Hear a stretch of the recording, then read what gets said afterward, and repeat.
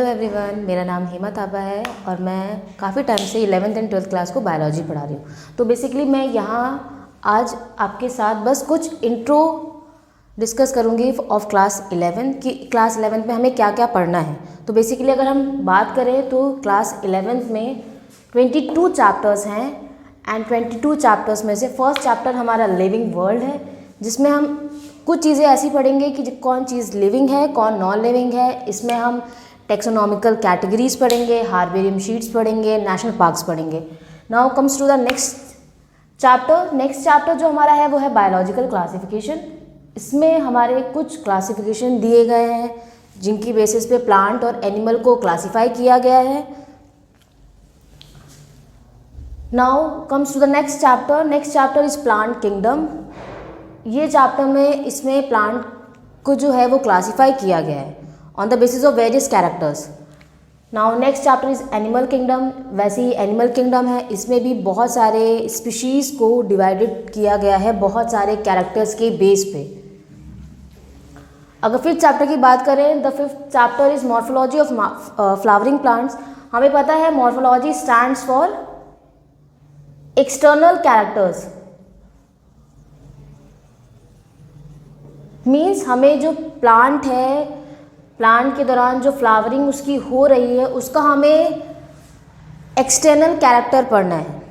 Now अगर next बात की anatomy of flowering plants. Anatomy means internal structure of a flowering plant. Now comes to the seventh chapter is structural organisation animals. इसमें हम tissues के बारे में पढ़ेंगे कि एनिमल्स में कौन कौन से टिश्यूज़ होते हैं।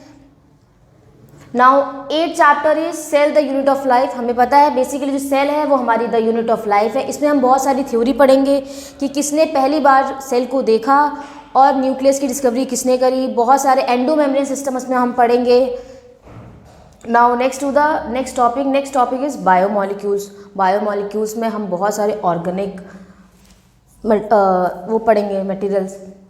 सेल साइकिल में एंड सेल डिवीजन में माइटोसिस और मियोसिस पढ़ेंगे। सेल साइकिल में means M phase, S phase, G2 phase, G0 phase, ये सब पढ़ेंगे।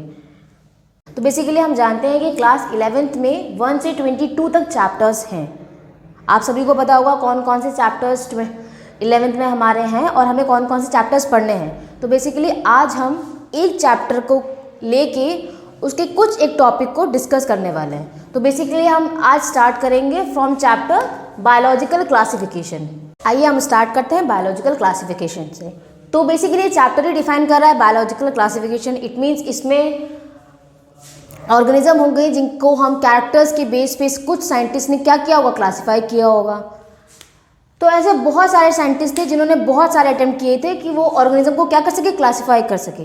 तो एक उस टाइम के साइंटिस्ट थे जिनका नाम था एरिस्टोटल।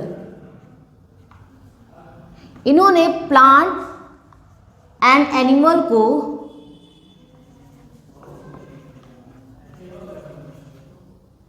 क्लासिफाई किया था ऑन देयर मॉर्फोलॉजिकल कैरेक्टर्स पर।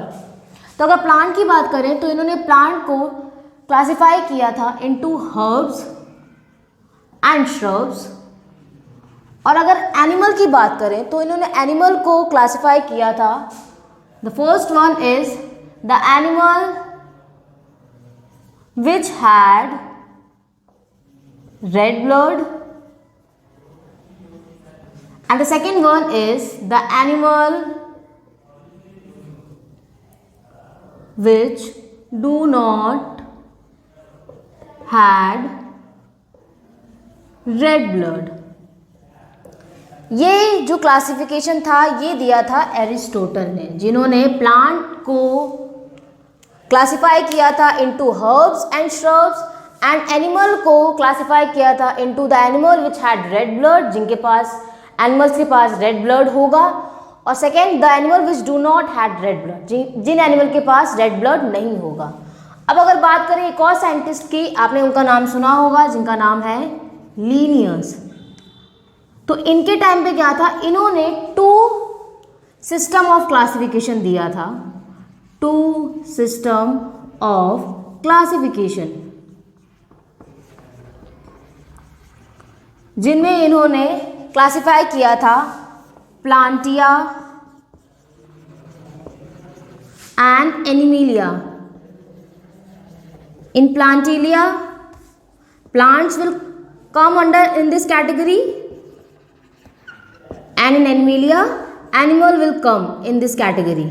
Okay, लेकिन जो इन्होंने टू सिस्टम ऑफ क्लासिफिकेशन दिया था, ये क्लासिफिकेशन इनका टू सिस्टम का डिफरेंस नहीं पाया था प्रोकैरियोट एंड ईकैरियोट में डिफरेंस नहीं बताया था इसके इस टू सिस्टम ऑफ क्लासिफिकेशन में। दूसरा, मल्टी सेलुलर और यूनिसेलुलर ऑर्गेनिज्म में।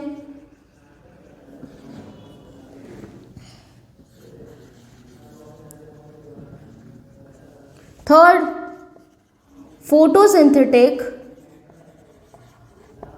And non photosynthetic organism.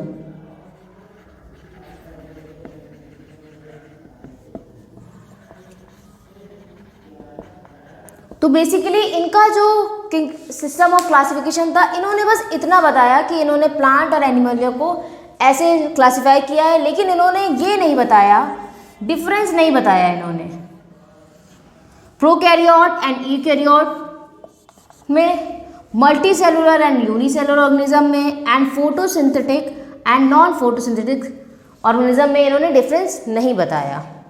अब अगर बात करें नेक्स्ट साइंटिस्ट की, तो एक साइंटिस्ट थे जिनका नाम था आर.एच. व्हिटेकर।